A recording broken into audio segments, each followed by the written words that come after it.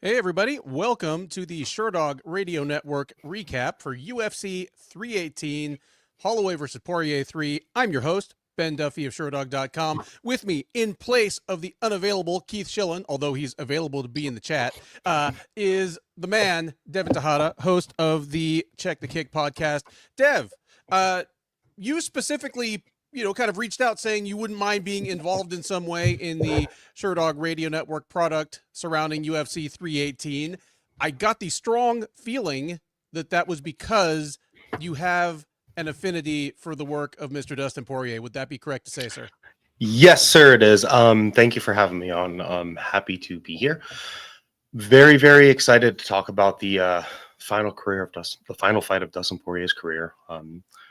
It's a really, really close fight. I'm excited to talk about it. I know I talked to you about this, was it 4 months ago? And I was like, man, get me on no matter what.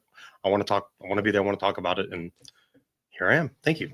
Okay, so let's get right into the main event. The declared, scheduled retirement fight of Dustin the Diamond Poirier, a long-time featherweight and lightweight contender, one-time UFC interim lightweight champ.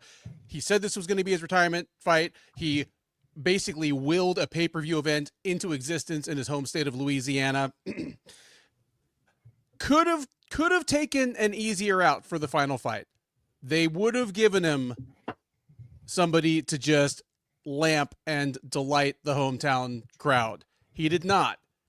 He picked a fight with Max Holloway where it's basically a no-win scenario for him. He's already beaten the guy twice. If he beats him a third time, I mean, sure, he gains something in the win, but not nearly as much as he stood to lose if he lost, especially if he lost badly, because that's the kind of fucking man Dustin Poirier is. What did you think of the fight itself?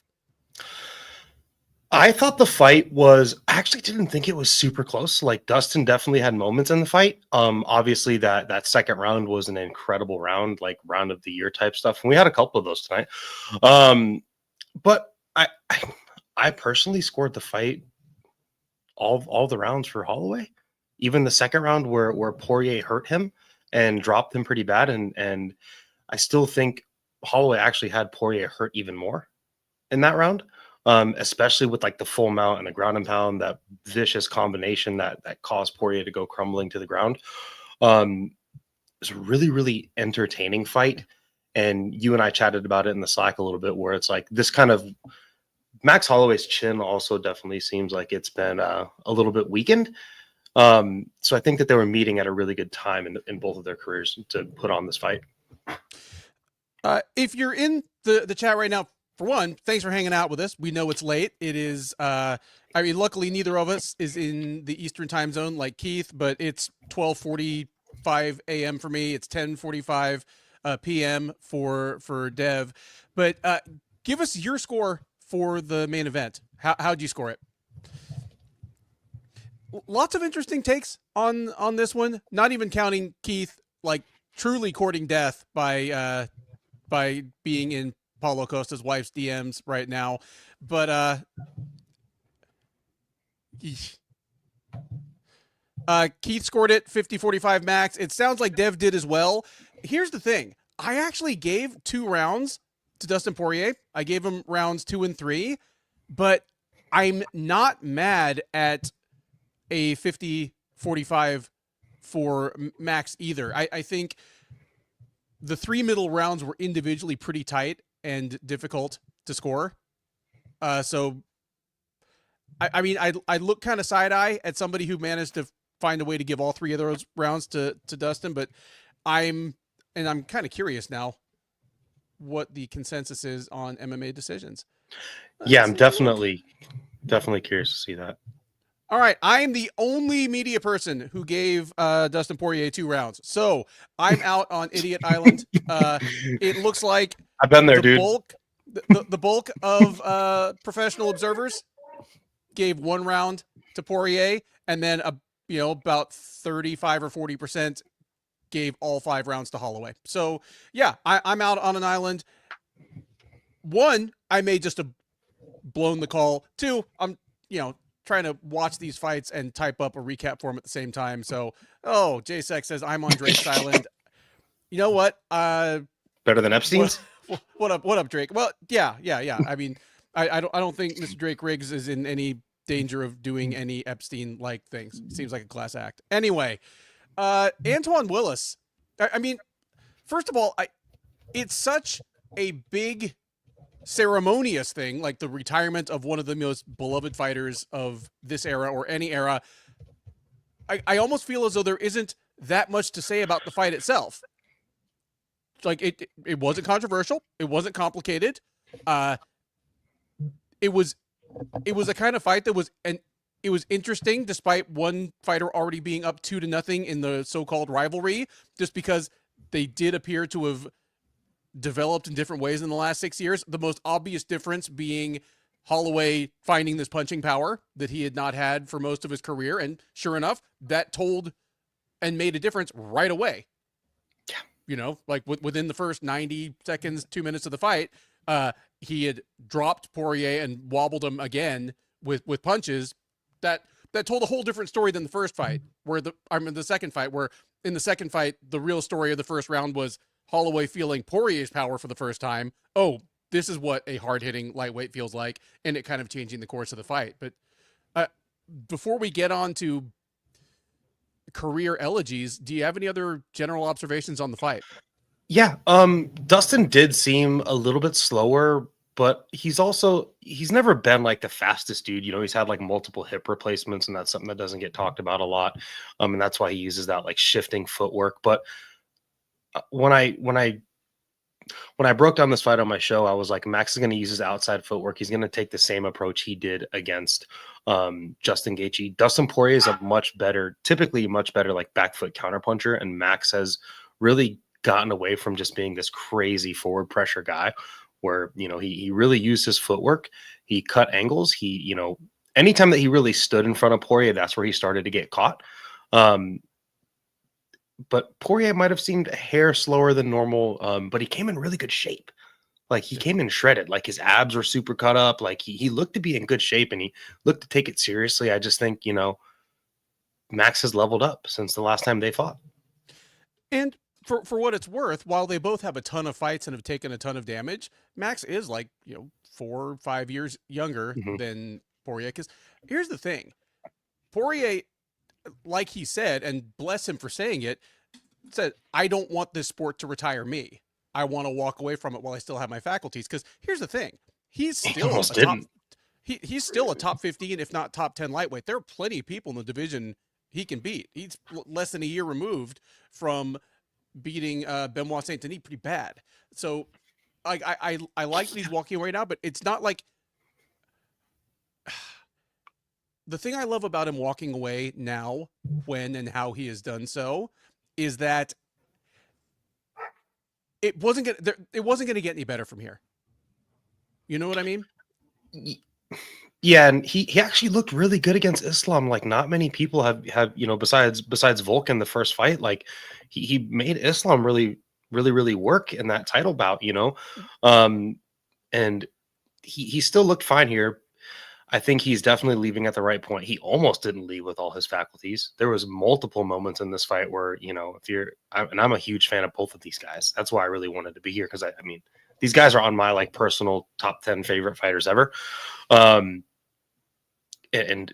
I'm glad the fight went the way it did, where Dustin had his moment and he dropped Max. That way they, you know, he can at least go out and say, hey, I fought my ass off. I did great. God, I wonder if this gets fight of the night. You know, we'll talk about post-fight or post-event bonuses, you know, at some point, probably after we break down all these fights. But yeah, some surprises there. We'll talk about it when we get to it.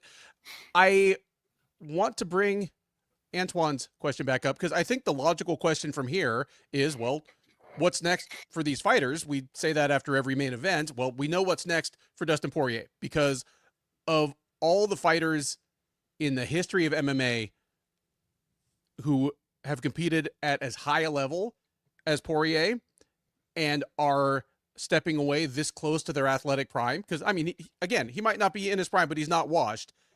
I believe him when he says he's retired more than just about any of the rest. Ironically, the only one that I absolutely believed more than him was Khabib Nurmagomedov. Yeah. Yeah, when he said he was walking away, I was like, I believe you. I Got a don't lot of think free meals. you can tell. We've got a lot of free meals from. He's still getting. You could tell he's still getting taken out to lunch by Dana. You know. Oh yeah. So what? I mean, Antoine Willis says, how much longer does Max have at this level? And is every fight of his a BMF title defense now? In my mind and in my heart, every time he fights from now till the end of forever is a BMF fight. But we've never really been in a situation where this mythical made up belt could actually be defended and passed on to another fighter. And I almost hope that the next time Max loses and it's expressly for the BMF belt, I'm not sure what's happening with Dev. I almost hope I'm here. they just take it and give it to another fighter somewhere else. Because here's the thing. What if I think Yuri Prohaska is the baddest motherfucker on the planet? I'm not saying I do, but if somebody wanted to say that, I wouldn't laugh at them. And there's like zero chance he'll ever win it unless it creeps its way up weight classes for the next 10 years. Like, you know, Max would fight Yuri Prohaska too. Yeah, he would. You know, like he honestly, like Max has always been a dude. If you're gonna have the amount of significant strikes he lands on his opponents, like if you're gonna have those types of records, like you're in the fire, like you're required to be in the fire. And even the way his boxing defense, and I love Max Holloway, but that's like one thing that's never improved with his striking game. Like he still gets touched up a lot. And even in this fight, like he got dropped with like a weird buzzing shot where he kind of tried to duck low and Poirier threw a 2-punch combination, hit him with a hook in the pocket, kind of behind the ear and dropped him down to a knee. Like that type of shit just like never happened to Max before. And now he's been hurt. He got hurt against Gaethje, got knocked out against the Poirier, got hurt bad in this fight. And if he's going to, it sucks for him because I think his best performances will be at 155. But the problem with 155 is all these dudes are just fucking hitters. And there's Poirier already told us he can't do this forever, but I don't know how many more he has left in him. Like I love Max, and I'm at the point where I'm like, I don't like to see him take damage anymore. I love to watch him fight, but like this BMF title, these aren't like he's not a grappler, dude. Like these BMF title fights are all fucking blood and guts, all straight up like wars, like, you know, true battles. And I don't know if he should continue to be in these crazy BMF fights forever. Maybe he's got 1 or 2 left. Maybe he fights Hooker or Oliveira. But like, I don't, you know, these are blood and guts. Yeah. Big Bad Baines, and if you are a new member of the gang, welcome. If you are just if you're a pseudonym for our buddy in Wales, Portia Baines, then hey, what's up? What's wrong with getting hurt once or twice by the hardest and most senior experienced guys in his era? Not a damn thing. That's what's supposed to happen. Yeah, that's what's supposed to happen. Nothing is wrong with getting hurt once. Like it doesn't hurt his legacy. It doesn't hurt his profile as a fighter. It just limits how much I want to see more of that going forward, because that's the kind of thing that's not going to get better. Yeah, he holds both records, man. Like if he holds the significant strikes, and I'm pretty damn sure he also holds the one for absorbed, and that's why I don't like to see it. You know, if it was like, you know, Rafael Fiziev, for example, he gets hurt by dudes in fights, but like he doesn't have the fights that Max does. He doesn't have those numbers, and that's the concerning thing. Yeah, like it. I mean, Rafael Fiziev, it's like, yeah, you know, I'm only the Muay Thai coach at Tiger Muay Thai. I don't actually get hit in the head as much as Max Holloway does. You know, yeah, like that's so yeah, like not denigrating his performances at all. Just saying that as he ages and moves up to a weight class where people hit harder, we're going to get to a point of diminishing. Yeah, accrued damage. That's really it. You know, like everyone remembers his complete like shit canning of Calvin Kattar a few years ago. But what gets lost in that is that Kattar like also landed on him a total of strikes that was, I think, among the top 10 in the history of the featherweight division at the time, Like that's always been his game. At featherweight, it was always his game, just overwhelming people with volume. At lightweight, he's developed greater power, but he's also facing much, much greater power. So yeah, there's nothing wrong with it. Just we're going to get to a point 2 years down the road, tops, where maybe I'm done watching it. Well, I'm not because it's my job. But yeah, we'll watch it through our through our hands like this. And for him to hit harder, yeah, he's got to put on muscle, all that stuff, but he's also got to plant and throw. Like, and before, when he was a much more of like a cut you to pieces with like 1,000 punch shifting combination, like he wouldn't sit in the pocket. And like even tonight against Poirier, he was cutting some angles and throwing big hooks. Like he threw some shots that Poirier slipped that I was like, oh fuck. Like you could tell Max is just sitting down and actually trying to throw hard. Boy, was his combination punching fucking crispy. Which that's standard shit. That is, I mean, if you want to call somebody the best boxer in MMA or ever in MMA, that's a complex question. It's based on what you value, how you judge that. But if you want to say Max Holloway is the greatest combination puncher in MMA history, I think that goes without question. Combination striker, where he's throwing like the jump knees and the elbows and the spinning knees, shit. Like elbows. It's like a Beyblade, dude. And Beyblade is the perfect way to put it. And the thing that I always loved about him, especially when he really found his groove at featherweight, was, and I've said this on many previews, he almost renders the concept of stances irrelevant because he would get into a groove where he would throw 6, 7, 8 punch combinations with kicks thrown in the middle and would disguise his stance switches as kicks, basically. Like just, yeah, completely filthy stuff. He's always been a beauty, just a joy to watch, a joy to break down his next fight by watching his old tape, a joy to watch live. He was a joy to watch live tonight. Antoine Willis has a really, really tough question. Is he a top 10 lightweight of all time with the interim championship? You know what? We're all loaded up on Baines. What's up, Portia? Without getting out a piece of paper and starting to write down names, I'm thinking he's probably somewhere in that 7 to 10 range.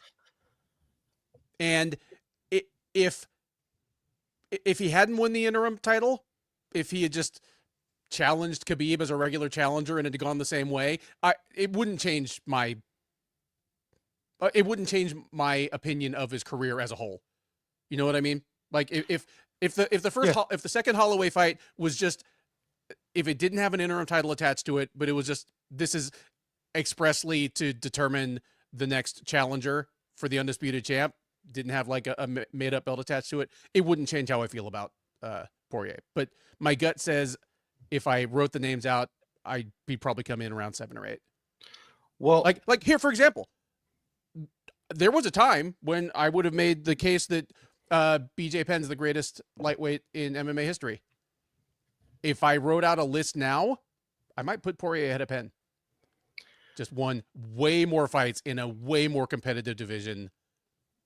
And that's something that you got to look at. And some people are like, well, you have to compare their, you have to compare them to their division at the time. And it's just like, well, Dustin Poirier had to fight Habib and Islam like for belts.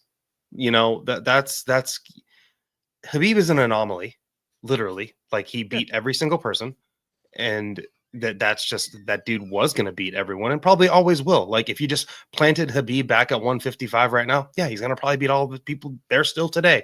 In 15 years, maybe still the same. So that dude's an anomaly. And then he had to fight Charles Oliveira, who was streaking, and he had tons of moments against Charles Oliveira, hurt him real bad several times. And then he had to fight Islam Makhachev, who is probably the second greatest lightweight ever. I would say he's probably the second best lightweight ever. Yeah, and like he's best and greatest being two different things, but yeah. And those are the dudes he had to fight in title fights. And then like the people he's beaten in the meantime, Gaethje, hitters, Chandler, like great fighters in their own right. Yeah, and like head to head in their respective primes, he proved himself to be the better fighter. Like he's got a hell of a resume. Do you put him over Tony Ferguson? Yes. I do too.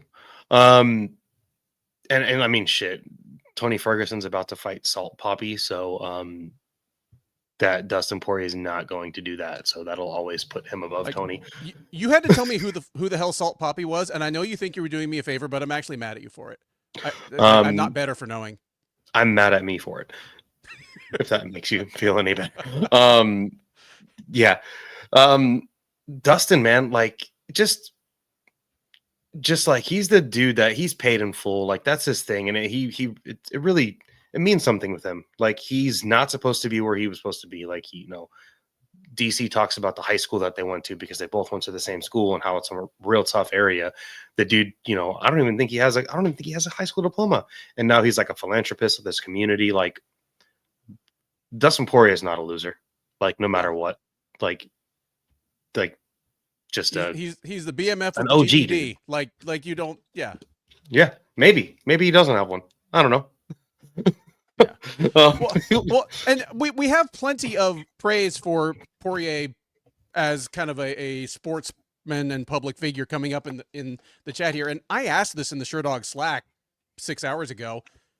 Can you think of a fight in MMA history between two fighters this high level and this universally beloved? Dude, and the thing is, they're both also super similar. Like Max Holloway had a real tough childhood. He's from a real tough area, and Y&I were like his parents were addicts and stuff like that.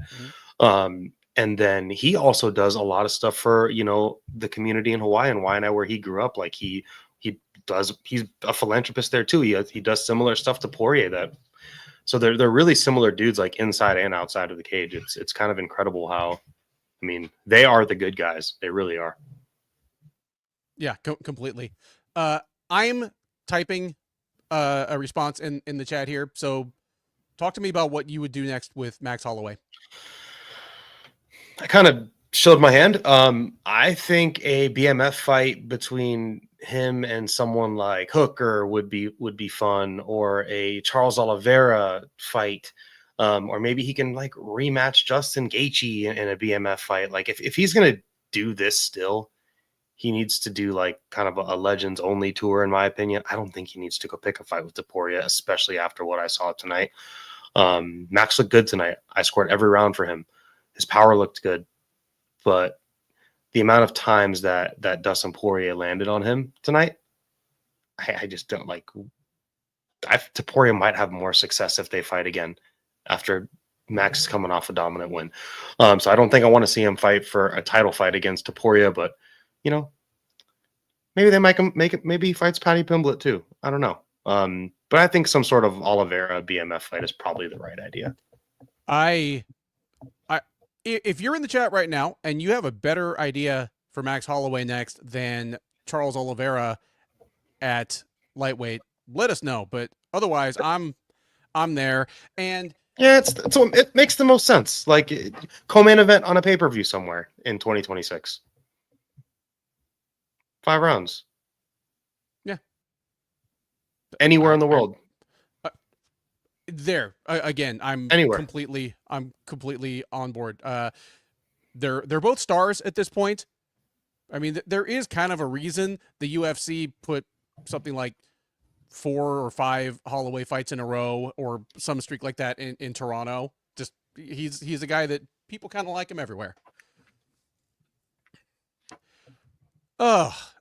Any other thoughts on this one? Any other general thoughts on Dustin Poirier before you want to move on?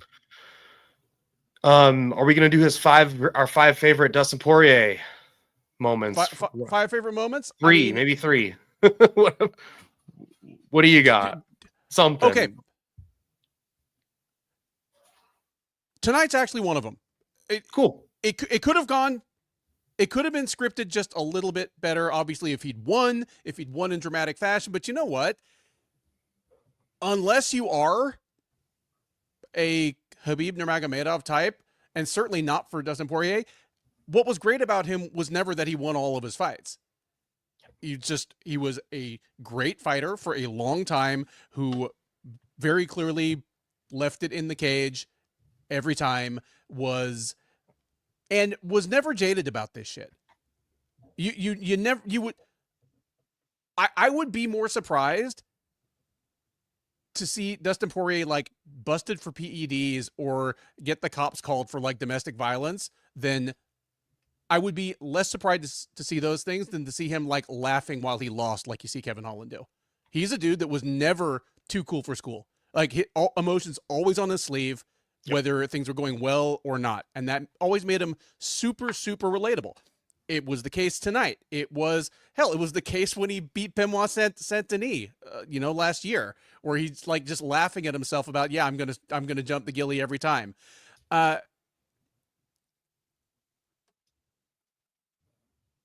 Him knocking out Bobby Green was that's one that sticks out in my mind. It's not. I mean, it's not. I got mouths to feed.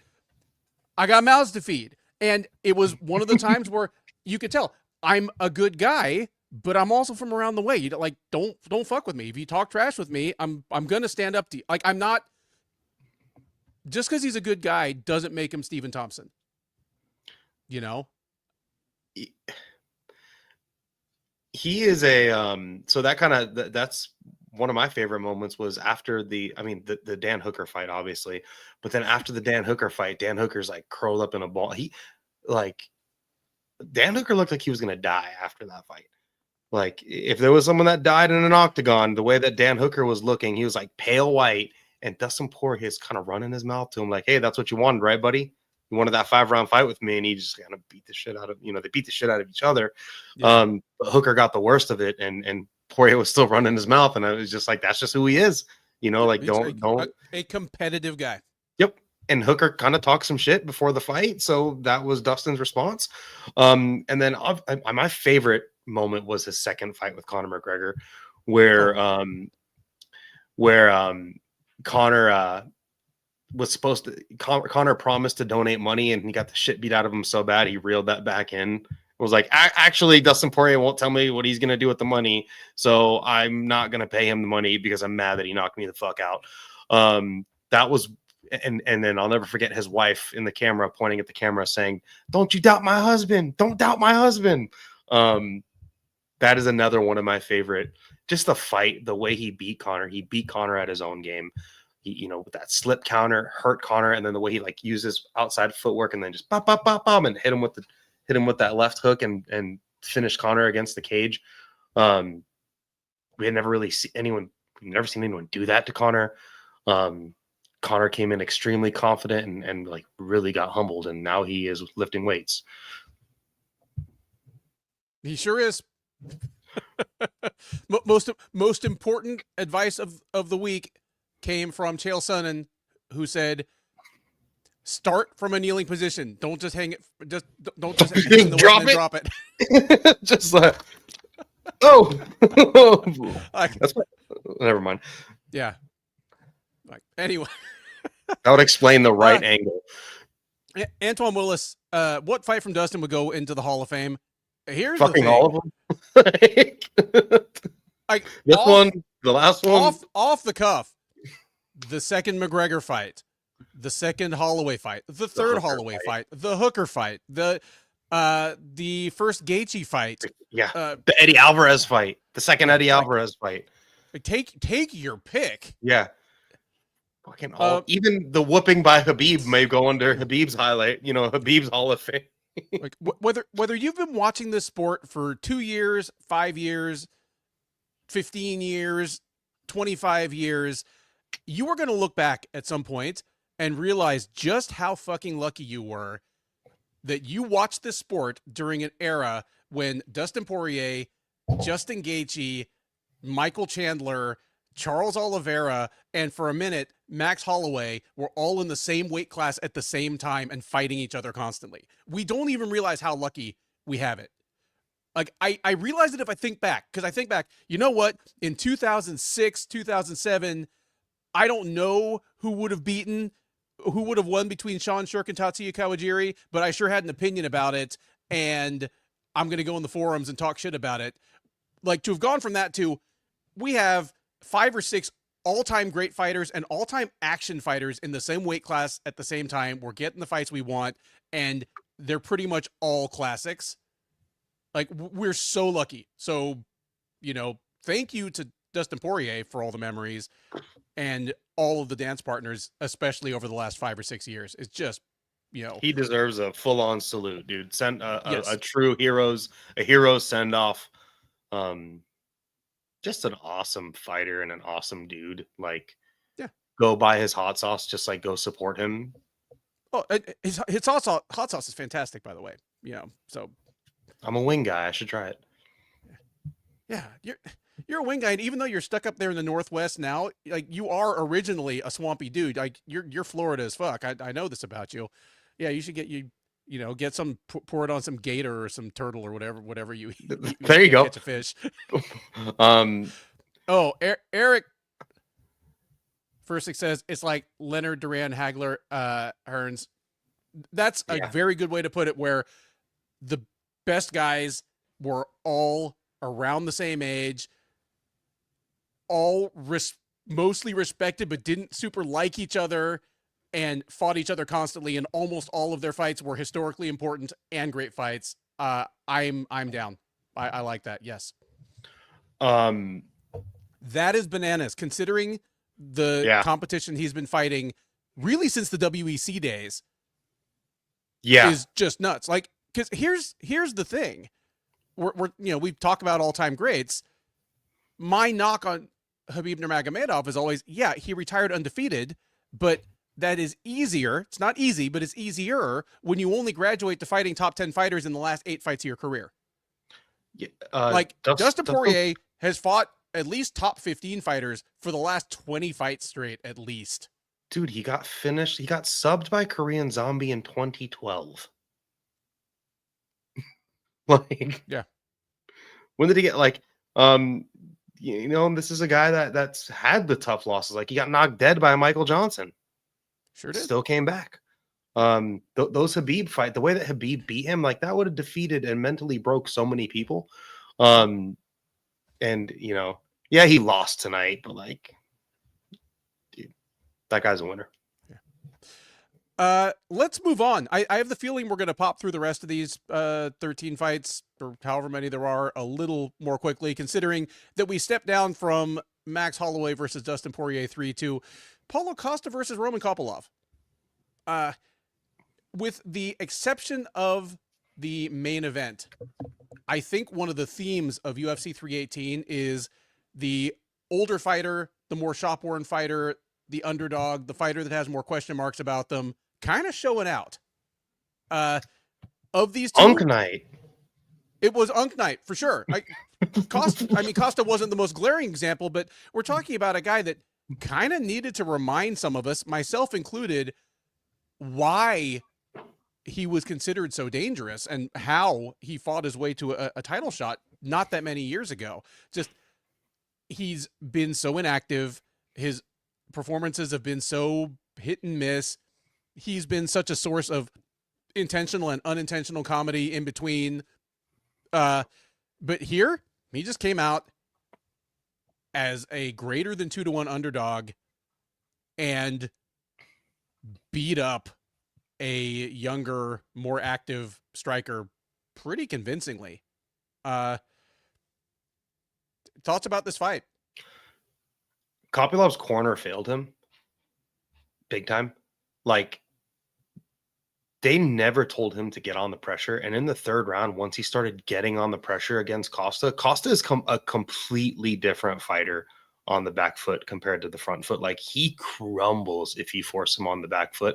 But if you just stand in front of him and you allow him to freaking pot shot you to the body and rip shots to the body, rip shots upstairs, if you just stand in front of him, he's going to feint and time counters. He had that really nice straight shot down the pike and dropped Kopylov at one point. But Kopylov did not look great. And I think Costa also showed up and looked good. Just kind of a weird performance from Costa, because the last however many fights of his career seems like way more than it should. Just been, it's all tomfoolery. Tomfoolery. Just fucking around, showing up at 210 pounds to fight Marvin Vettori and then 3 days before the fight, he's like, "Hey, dude, we're fighting at light heavyweight, or we're not fighting at all." To like the red wine thing, the shit on the, the shit he says on the internet. Like it's just Oh, the Luke Rockhold fight. I am firing my manager and having my girlfriend / now wife run my career for me, which is normally a one-way ticket to Mike Perryville. But yeah, but when he shows up and he's focused, he can still beat some people. This is a step down from the people that he'd been fighting over the last couple of years, but Kopylov was a borderline ranked middleweight. And I think again, he was.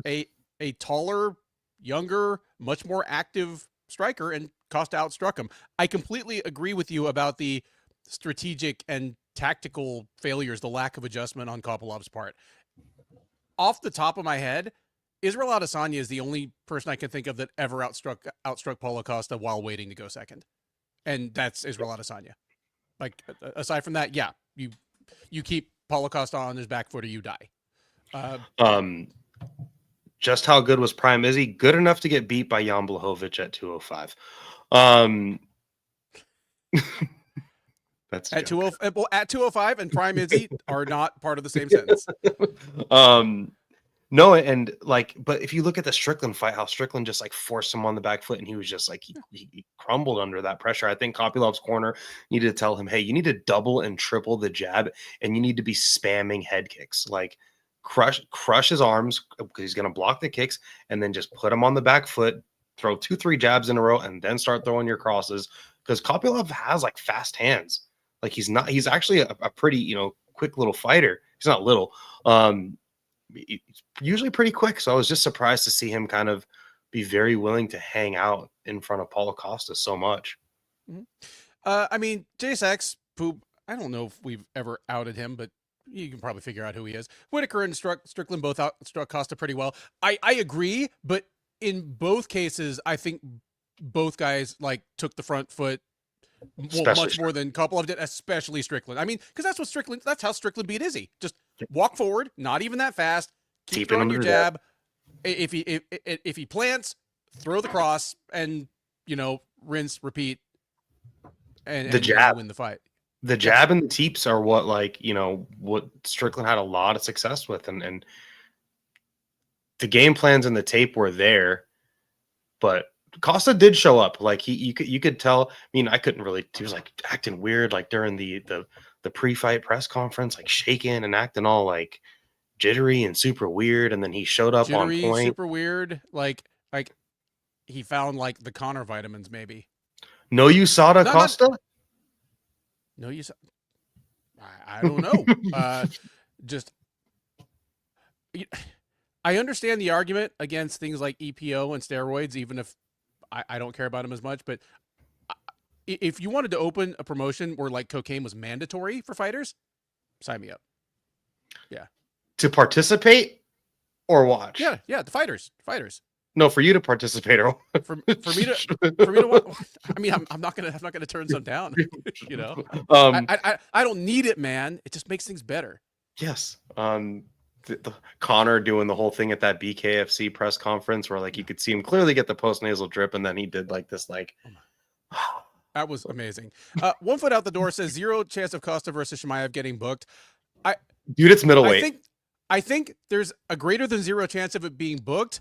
Now, the chance of it actually happening if it is booked, I would be hard to think of two fighters again in that generally ranked or rankable range where there'd be more weird things that could happen to make that fight not happen.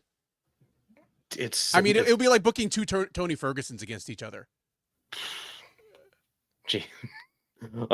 Yeah, I didn't even talk about this fight on the show that I do for Sherdog because I was like, I don't trust Paulo Costa. Like, I don't trust him to show up, so I'm not going to talk about. I'm not going to. And no, he proved me wrong. Like, I clearly should have talked about him. And if this is no USADA Costa and this is what he's going to look like for his next 5 fights, and he fights 2 or 3 times a year and he gets his shit together and gets active and comes in shape and is willing to throw combinations and rip the body and, punish dudes, like I'm down for this. Like, he could do stuff. Agreed. Agreed. He's never been that active, even when he was on his way up. I think he only ever fought more than twice in a calendar year, once in the UFC. Would love to see him more often. Speaking of seeing people more often, third fight from the top, Kevin Holland versus Danny Rodriguez. Holland, yet another fighter who came in as a massive favorite, almost 5-1 in his case, against, again, Rodriguez, an action fighter and one-time fringe contender who seemed to be on the decline, 38, 39 years old. I mean, harder to tell whether he's physically getting softer just because he's so decked out in like the Carnales tattoos. But just one more fighter on this card that kind of stuck it to Father Time. And here's the thing. It was partly Kevin Holland kind of being Kevin Holland. This was a perfect fight that Kevin Holland would want to have with anyone, though. Yeah. And he whipped Kevin Holland's ass for a lot of this fight in the exact fight that Kevin Holland wants to have with everyone. Little weird, like grappling submission exchanges, and then like just exchanging on the feet. Like, dude, D-Rod actually impressed the shit out of me. Like this, he wasn't supposed to do this. He impressed me tonight, but it was a performance that made me go, if that is the last time we see Danny Rodriguez win a mixed martial arts bout, period, it wouldn't shock me that badly. Seeing him stunned so badly by a couple of glancing Kevin Holland punches that, I mean, one time he basically went down. The other time he literally just stood there like spinning in place like a Beltran was doing freaking Beltran was doing the herb Dean shaky the shaky herb, you know, the shake and bake herb. Yeah. Beltran was like, I'm gonna do it. Okay, I'm not gonna do it. I'm gonna do it. No. And fuck. All Rodriguez was lacking was a little finish him over his head. Like it was both for both of them though. Because it's like Holland nearly died before that too. Mm-hmm. Yeah. Yeah, because his face during the, you know, like Kevin Hall also too, like D-Rod was a dude that Kevin Holland has not been had never been dropped in the UFC up until this point. This fucking dude fought Thiago Santos in his UFC debut. Think about all the hitters he's fought, and this is the guy that's dropping him. So that tells me Kevin Holland should probably slow down on taking fights. And he's not going to. Iman Report wishes what many of us wish, that he wouldn't fuck around and would take training seriously.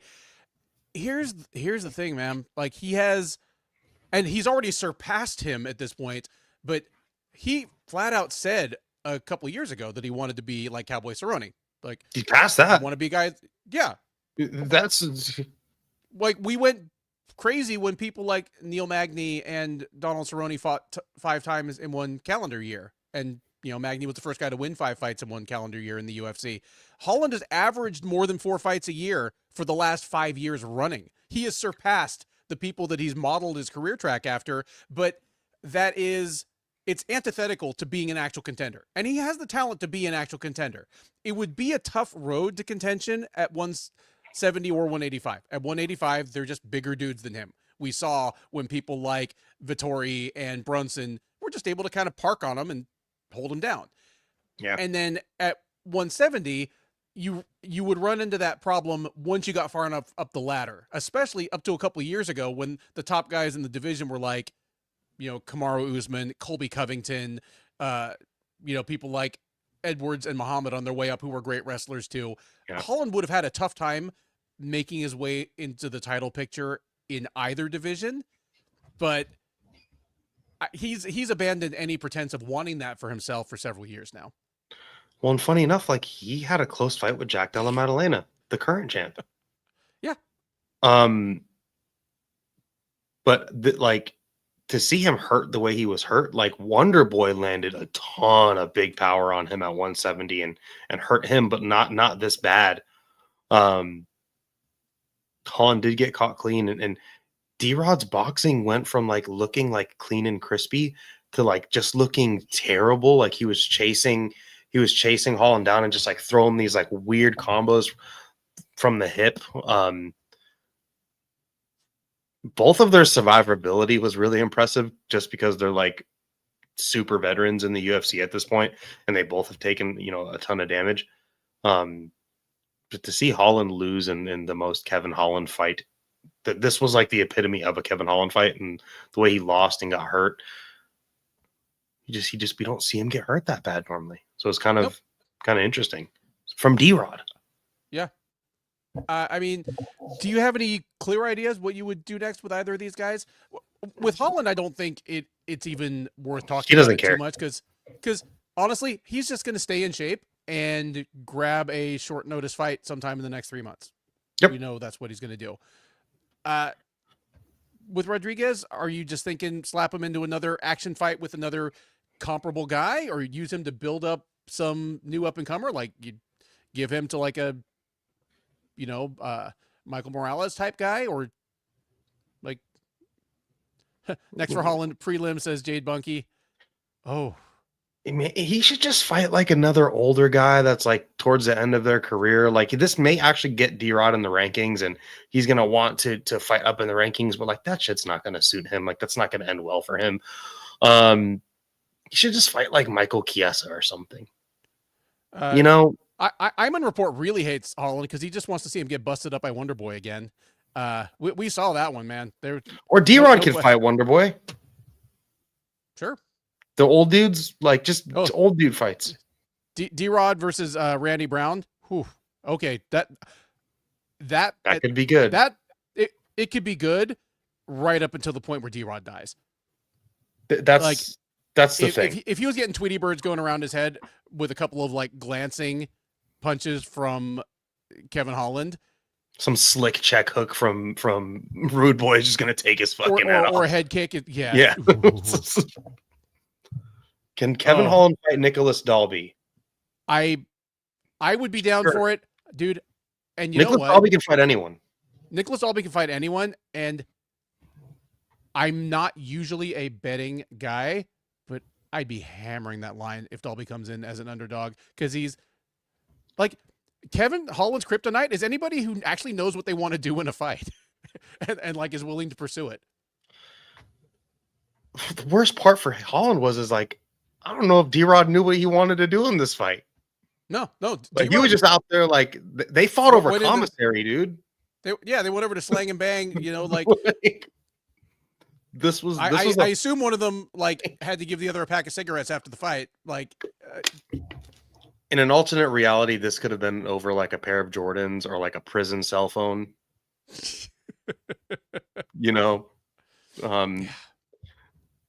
D-Rod just out there looking like an enforcer and like jumping Holland into a gang. Like this was just this was honestly, I let my dogs out. I had my laptop with me. I was watching the fights and my dogs needed to go out. I'm like, wait, they couldn't wait. So I let them out and I'm like screaming in my backyard watching this fight go down because that third round was insane. Like the way that D-Rod ended in full mount after like nearly dying, and it was on his way to like being a 10-8 round for Holland in the third, to D-Rod just figuring out some way to like scrape it back together and getting Holland down to the ground and like landing in full mount and then still having the wherewithal to land ground and pound. Like just a silly ass, super entertaining, but just a silly fight. Silly. Not quite as silly or as entertaining. The featherweight clash between Dan Ige and Patricio Pitbull.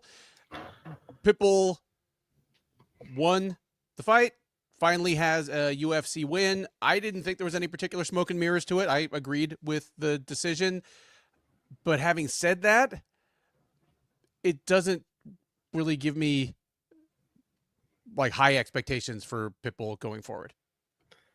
No, especially because I thought Ige looked bad. Like this was the first fight where like Ige was like not putting his punches together. He didn't punch to the body once. And if you like look at his Sean Woodson fight, like he was throwing like mean combinations and like I don't know if it was like the Pitbull aura maybe or the wrestling from Pitbull, but Pitbull did buzz him at one point, but and Dan Ige doesn't get hurt very often, so Pitbull definitely clearly cracks, but I was just surprised by Ige's like unwillingness to really plant and throw multi-punch combinations. Maybe it was the threat of the wrestling from Pitbull, even though he scrambled out of everything. I don't. Pitbull's going to want to just continue to move up in the rankings, but I'm not extremely hopeful for him. It didn't. That's the thing. He got the win, and he got the win over a legit guy in Dan Ige. Even if, like a lot of people in the chat, I didn't think Ige looked fantastic, but it didn't give me hope that, like, I didn't see anything tonight that would lead me to favor him against even a guy in the lower reaches of the top 10. I wouldn't feel particularly confident taking him over someone like Josh Emmett right now, who's pushing 40, is clearly on the back nine of his career. I mean, I might slightly favor him, but I think it would be a difficult slog of a fight. Yeah, or like LaRon Murphy. Yeah. I think LaRon Murphy would probably handle Patricio Pitbull right now. He is a far cry from the guy who 5 or 6 years ago was just dusting good fighters pretty effortlessly. And he's small. Like, Ige's a small dude at 45, and Ige was significantly larger. You know, what happens if he goes and fights a dude like Arnold Allen, who's like a pretty, beefy dude with like big power, fast hands, and, willing to meet him in the pocket? Like, I just, The way he looked tonight, even if he fought someone like Alex Volkanovski that I used to think of as basically his same size, I think Volkanovski looks heavier and carries more weight on his frame than Pitbull. Volk just seems like his back, like his V-taper shaped body, be like just a foot and a half wider, like his shoulders. He seems to be like significantly wider than, Pitbull could have and probably should have been a bantamweight. And if he fought in the UFC, he probably would have had to be a bantamweight. Mm-hmm. But even when he went to bantamweight, like, he wasn't very much bigger than Sergio Pettis. Nope. And his advantages in speed and explosion evaporated. So, yeah. So I'm glad that Patricio Pitbull got a win in the UFC. And for all I know, he may get, it might be his only one. He might get some more. It really just depends on what the UFC wants to do with him. If the UFC is now realizing, okay, we're paying a little too much for a guy that's not going to be in the title picture and isn't the kind of star that we can build fight nights around without a title, they might match him hard in his next 2 fights and he might be gone 1-3 in the UFC. Yeah. So we'll see. I'm here for it. I want the guy to cash as many checks as he can, but who's his manager? Is it Ali, or is he managed by his coach? I think of Eric Albarracin as kind of being their handler as well as their head coach. Yeah. Which doesn't, I don't know if I trust who he would promote Pitbull to pick a fight with. Yeah, I'm not sure either. Before that, one of the biggest surprises of the night, if you are a bookmaker, Michael Johnson, 39 years old, fighting 26-year-old Daniel Zellhuber. Zellhuber entered the cage as anywhere between a -600 and -750 favorite. And Michael Johnson did everything Michael Johnson does, except for find a hilarious and terrible way to lose. He just came out and was good Michael Johnson for 15 minutes. I was waiting for the other shoe to drop until literally the 10-second clapper of the last round. This is, and I said this in the Sherdog Slack, and I think I might actually still truly mean it, that like he may be the least like washed, basically 40-year-old dude that's below 205 on the roster, even though like his record probably wouldn't show that, but like he's still really fast. He has good power. When you got 26-year-old Daniel Zellhuber complaining to his corner that Michael Johnson's hands are too fast, I mean, damn. Dude, like it's Michael Johnson just never changed. Like, this is just the same Michael Johnson as always, is what it seems like to me. He didn't have the bad moment, and I think that speaks more about Zellhuber than anything. I think if he wasn't Mexican and the UFC wasn't really trying to do something with UFC Mexico, his fate would be pretty different. Like if he was just like a regular American dude off the Contender Series, you know. I think his nationality has got him a little bit more limelight from the UFC than he probably deserves. And I think after this fight, that's probably clear. Michael Johnson, like his shorts ripped off. He ripped that shit off like a flag football belt, you know. The chunk of his shorts, and like his braids were all like messed up. Like he looked like he fought 3 people that tried to jump him. Oh no! Like his clothes were ripped up, his hair like, was all fucked up. he looked like the last man standing in a crackhead dust up at the bus station by the end of it. Awesome. Like it was awesome. His body punching, his hand speed, he dropped Zellhuber. Like he channeled the Kamaru Usman sparring footage where he was like kicking the shit out of Usman. And again, yeah, like Michael Johnson must be a motherfucker in the gym. I strongly suspect. Like he's also the best fighter with the record he has. Oh, he just barely got above 500 in the UFC tonight. He was 15-15 in the UFC coming into this fight. I said in the Sherdog Slack, in all of MMA history, he is the single fighter with the greatest disparity between his best wins and worst losses. We're talking about a guy that knocked Dustin Poirier out. Dead. We're talking about a guy that was the last guy to beat Tony Ferguson before Ferguson went on that 12-fight win streak that had everyone thinking of him as the uncrowned champ, or at worst, the second best lightweight in the world. He's the first guy to beat Edson Barboza without taking him down, back when Barboza was just wheel kicking people's faces off. Like his top wins are like top tier, and then he'd just go out and get heel hooked by Paul Sass. Yeah, he has or the Thiago Moises so many fight. People. Yeah, the Thiago Moises fight, which was just like tonight. He was completely outclassing Moises on the feet, and then went out for the second round and lost so fast that I said this earlier. If it happened in Japan in the 90s, we would all have been screaming that it was a work. Yeah. Like he managed to get himself like knee barred so fast that, what if like this was just like he truly like this was just like this fight happened at a cookout. Yep.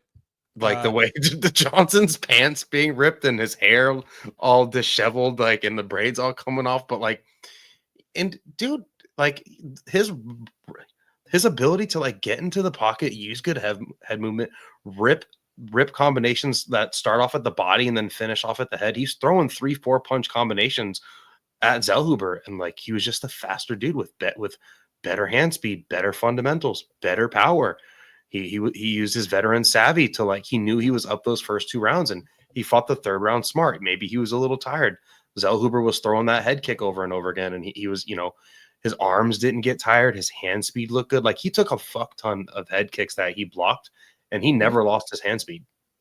Yeah. And the interesting thing is throwing tons of head and body kicks that you know we're going to hit off the guard, it can work as a strategy, as an investment in attrition. It's like the same way that, you know, leg kicks can, but it just never worked on Johnson. He's the OG. Yeah. Last question I want to take about this one. Will they get him on the Noche UFC card? Almost certainly. He is still in the prelims now, though. There you Curtain jerker shit. Probably like in bottom the now. Top 3, first three fights on the prelims. Yeah, probably. Who wins tonight, Dustin or Johnson? Says Jordan Lane. I still think Dustin would. I think Dustin would have just. Yeah. I don't know though. Like, who knows? Yeah, those combinations were coming in fast from Johnson. I'm kind of joking, but like I'm actually genuinely impressed by what he did tonight, because the moment was that, like, based on the odds, the moment was supposed to happen. You thought it was going to happen. I thought it was going to happen. Anyone with a half a brain was like, oh, Zellhuber's going to go over and kick this dude's head off. Like, that's what the UFC set this up to be. Zellhuber versus Chris Duncan in a Sure. classic Mexico versus Scotland matchup. I'm here for it. That is the 5-fight main card of UFC 318. Let's talk about the bonuses real quick, and then we'll do a quick rundown of the prelims and get to the Cool. fun stuff. So we have a fight of the night, and we have 3 performances of the night. I'm going to say right off the bat that I think the UFC I have no idea. botched the fight of the night. So they gave it to Poirier and Max when it should have gone to D-Rod and Holland, is what you're saying. They gave it to a fight that I don't even think I would have put in my top 3 fights of the night tonight. If you're watching this right now, you probably already know who the bonuses went to. You're either looking at it on Twitter or you're watching the UFC post-fight presser. So instead, I don't know what they are. Whom you would give the bonuses to. Fight of the night, 3 performances of the night. The actual fight of the night was Brendan Allen versus Marvin Vettori. That was a good fight, but it was probably like the 4th best fight on the card. I would have put Rodriguez versus Holland first. I probably would have put Max versus Dustin second. Yeah. I might even have put Veretennikov versus Prado before it, because both of them were exciting fights that were mostly exciting because of the mistakes each guy made. It wasn't like the main event where we're seeing like greatness elevate greatness. It was a fight that was exciting because guys kept on having defensive lapses and making poor choices and just slugging each other. Like, was it Marvin Vettori's nose just bleeding? Because that's kind of what also lost the fight. That's what also lost him this fight. I mean, as far as I'm concerned, it won't win it, but I want Rodriguez versus Holland on my fight of the year list. Like, again, it probably won't make even my top 5 at the end of the year, but it's one that I want to remember when December comes around, where I don't feel that way about Allen versus Vettori. It was a decent fight. There were no moments in the Vettori Allen fight where there were moments in the Holland D-Rod fight where like the round literally like complete swings where like both dudes were almost dead. The second round of the Holloway Poirier fight, they both almost died. Yeah. In the D-Rod Holland fight, they both almost died several times. Like that was Allen and Vettori did not have each other fighting back from the brink of death several times. Yeah. That's a shame. Performances of the night, crowded field when the first 6 fights all finished inside the distance. The last 5 of those 6 in the first round. Can I guess them? Please guess. Who do you think the UFC gave them to? Okay, who would I give them to versus who I think the UFC would give them to at this point? I don't trust it anymore. So there's 3 of them. I think Judice probably deserves something because her finish was super dope.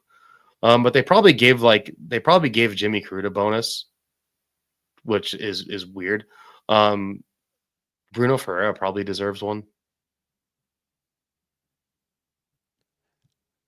Your performances of the night go to Carly Judice for her 3rd round TKO. She deserves 50 G's. Of Nicole Cagliari. And again, if you're going to give it to somebody, if there's any doubt, give it to somebody for whom that is life-changing money. That is life-changing money Young for kid. Someone like Carly Judice that is in her mid-20s and on a 12-12 deal. Also, Islam Dulatov. They're saying, please don't go back to, fashion magazines in Germany. Take $50,000. That ain't Lamborghini money. That ain't Lamborghini money, but apparently he doesn't need Lamborghini money because he's already getting a second Lamborghini. I don't know if clocking Adam Fugit is worth $50,000, especially on this night, but I don't hate it. And your last one goes to Ateba Abega Gautier for making Robert Valentin regret all of his life choices in just 70 seconds. Those are. I'm not too mad at that. The fight of the night, they botched that though. Yeah, but they botched, like, again, maybe at best the 3rd best fight of the night. So they don't usually botch it quite that bad. In your top prelim. Kyler Phillips versus Vinicius Oliveira. All right, Vinicius. 2 observations I have about Vinicius Oliveira. 1, he is fucking awesome. And I say that as the guy who runs Sherdog's Hall of fucking Awesome. 2, that is a style that when it hits a wall in the UFC bantamweight division, it's going to hit that wall real hard. Like, I was surprised how much success he had just running straight at Kyler Phillips and punching him in the chest.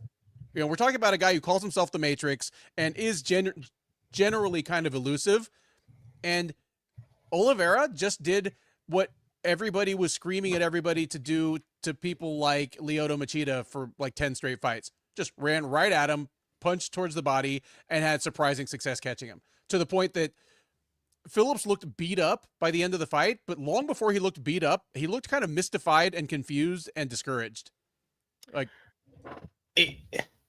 this dude is like Michael Morales mixed with Yuri Prochazka at 135. His only problem is like 135 has so many crafty punchers. Like, oh yeah, he would probably get sniped by O'Malley, but what would probably be worse than that is if he had to fight like Song Yadong or Petroyan, who would hit him with 3,000 counters before killing him. Kyler Phillips is a dude that, you know, he's claimed to be a coral belt. And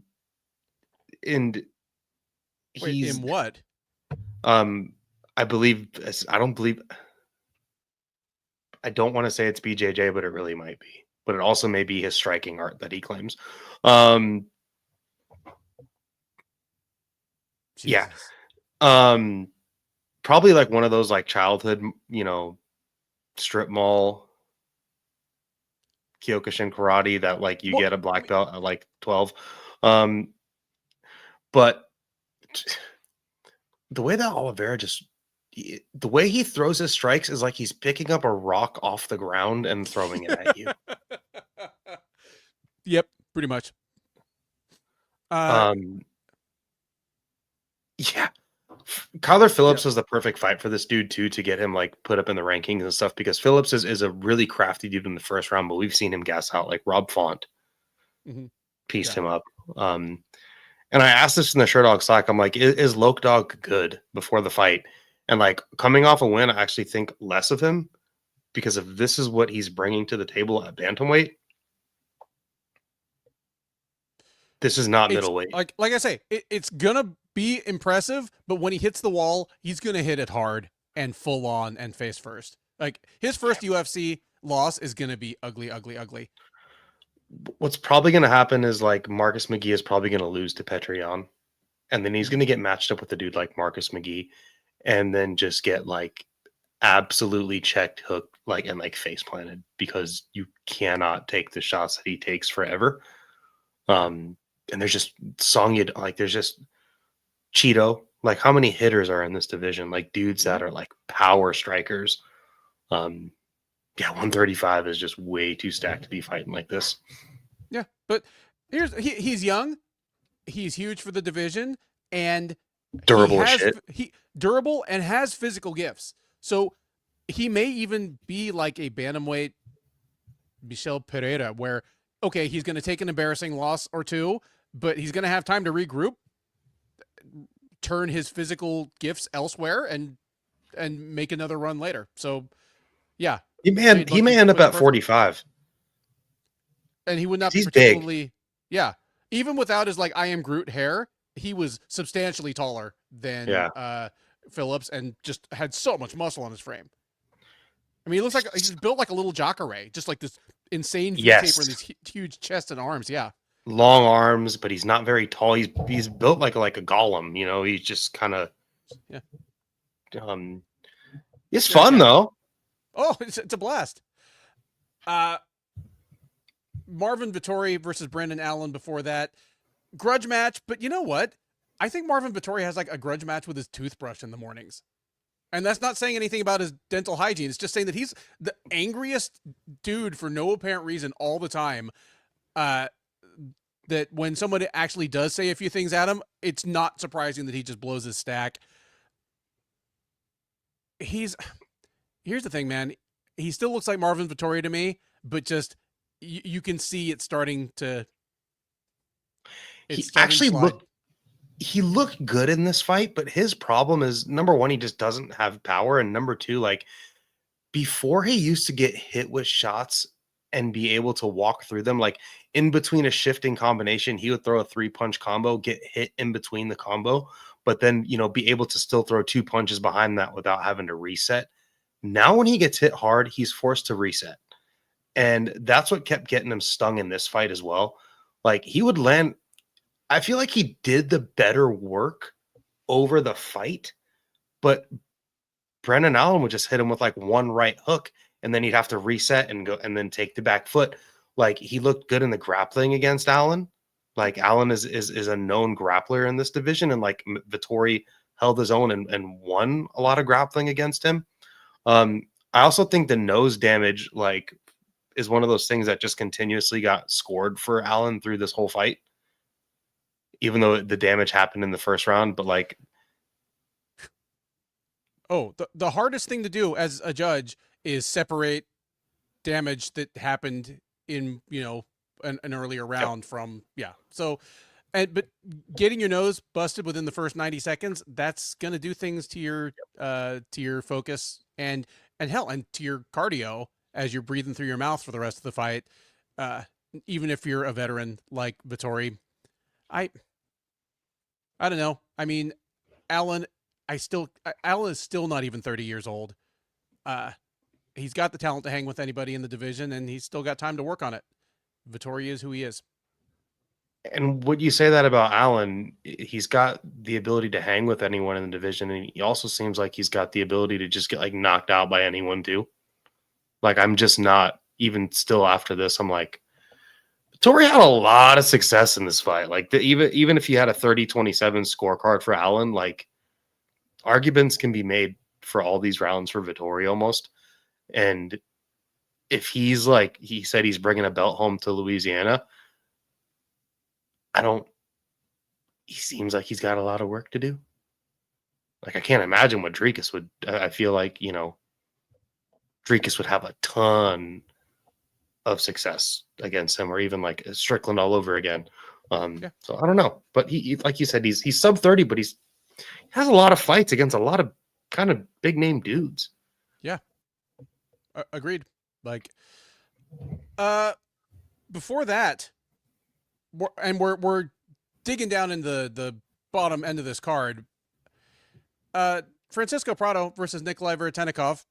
Veretennikov, one of the first on the night of the older, more shop-worn fighters, coming in as the underdog and actually looking pretty good. Yeah. I thought he lost. Here's the thing. I think I scored it for Veretennikov. I can't, dude. I'm so punchy. I can't even remember who I scored this fight for. Now I'm gonna look. No, I scored it. Yeah, I scored. No, I scored it for Prado. Yeah, but I mean, so it was close. But having said that, Veretennikov looked good in spurts because, again, he's Russian by way of Kazakhstan, by way of California, but almost his entire regional career took place here in Texas in Fury and LFA. Like, I think I saw something like 8 of his first 12 fights in person, and I thought he was headed to at least do decent things in the UFC welterweight division. He didn't get there for a year or two later than I expected, and then he looked kind of flat in his first couple fights. But here he looked pretty good physically, but just made some real poor tactical choices that coulda, shoulda cost him this fight, but didn't. That like spinning back kick over and over again. Yes. Like his corner needs to do like a shaming ritual to him in the back tonight after that. Like they need to, do something to make him never do that again. Yeah. Because he should have lost this fight and he didn't. So hopefully that gift isn't going to be, hopefully he goes back and he's willing to learn something from this. And this isn't one of those wins where he's like, well, I won. We hope. Interesting question out of Antoine Willis. Do they cut Prado now? I mean, we'll get to the cut list in a minute. This does run Prado's record to 1-4 in the UFC, 0-2 at welterweight. So it's a conversation worth having. We'll definitely talk about it. Before that, Ateba Gautier, the 185-pound division's next big thing, literally took on a very, very advantageous style matchup in Robert Valentin. And that's exactly what you're supposed to do when you're minus 600 and you're supposed to be a lights out striker and you're taking on a not very athletic grappler. You're supposed to just blow him out of his sneakers in a minute. Like from Valentin came forward, tried to throw a couple strikes, and the first time Gautier clipped him, like Valentin's soul was in the Uber headed towards the hotel. Like he was done. He did everything but like turn his back and run. Why are these dudes calling on Gautier when they get freaking buzzed with him? They take the back foot, put their back against the cage, and they're like calling him on. Medina did it, and Valentin did it. They both got fucking killed for it. Are they hoping that he'll miss and like run into the cage? Yeah, or or are they just hoping that he makes this quicker? Like hurry up and just get this over with. So like Arnold Schwarzenegger and Predator, do it. Yeah, like it seems like Valentin calling him on. Did he even land a strike in this fight? Like this was a one-sided shit kicking if I've ever seen one. Like this could be the most dominant performance we see in 2025. Like this was an old-fashioned ass whipping. It was. He beat the shit out of him. And the style matchup being what it is, I'm hesitant to call Gautier a certified next big thing, but it's middleweight. Looks to me, it's middleweight, and there's a lot about him that kind of reminds me of Carlos Olberg, who's in the next weight class up. Like he's not this fluid technician like Israel Adesanya or Sean O'Malley, but just an upright bread and butter kickboxer who has great reach, great limb speed, very good power. And if you can't solve that, he's going to knock you the fuck out. Like that's what he kind of feels like to me. Mixed with Francis Ngannou. Well, it's the Cameroonian thing. Yeah. Well, and he's got the power. Like his shot selection was really good. Like this wasn't just like a dude that went out there and just like was, when Francis Ngannou fought Jairzinho Rosenstrike, how he just like went out there and was just like, I'm going to go out. And this was not like that. Like this was a calculated, skillful performance. And like Portia Bain says, I think we should give him Cedricus Dumas next. I'd be let him have the ankle monitor on. Let him fight with the ankle monitor. Like Roosters, we can put a knife on it. You know what I'm talking about with the fighting roosters? Yeah. They put the blades on the, even if Dumas had one of those, I would still favor Gautier.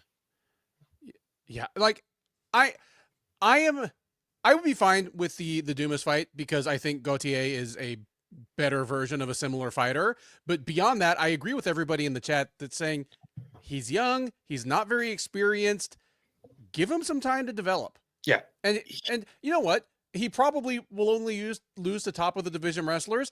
And I don't mind that. Like if he loses to a wrestler at some point, like hell, say they give him like Marvin Vettori next and just Vettori just comes out and bullies him for 2 rounds out of 3. Yeah. Like just takes him down and parks on top for enough of the round. Like that doesn't, I'm not off the Gautier bandwagon at that point. No. He's a young Francis guy. won. He's developed. Yeah, exactly. I think what's going to happen is he's going to probably knock out like the next 3 opponents that he gets, in a row. And then they're going to try to shoot him up the rankings. And then he's going to fight he's going to get stuck fighting, maybe not Fluffy, but someone with a similar approach, or will take that similar approach against him. And maybe that's where he'll fall back. But I mean, he'd probably knock out his next opponent though. He probably will knock out his next opponent, but I could also see the UFC just saying, you know what? Kelvin Gastelum was pretty washed. Let's feed him to Gautier. And you know what? He might have just enough in the tank to at least make it real, real ugly and make everybody kind of question their buy-in on Gautier.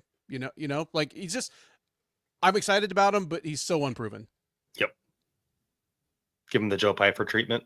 Jade Bunkie, nobody knows what his wrestling is like. That's the thing. Yeah.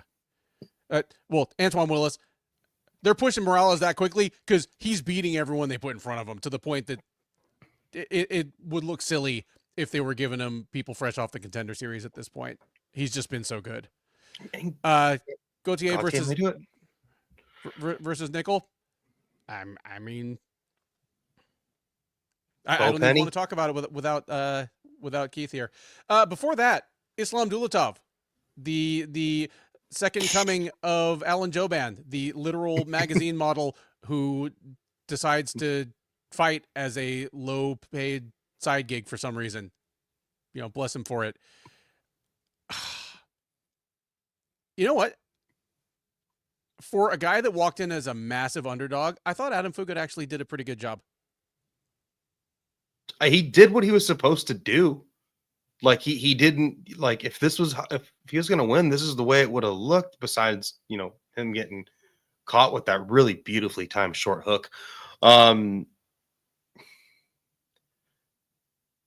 I'm not sure how far this dude's going to go at welterweight, but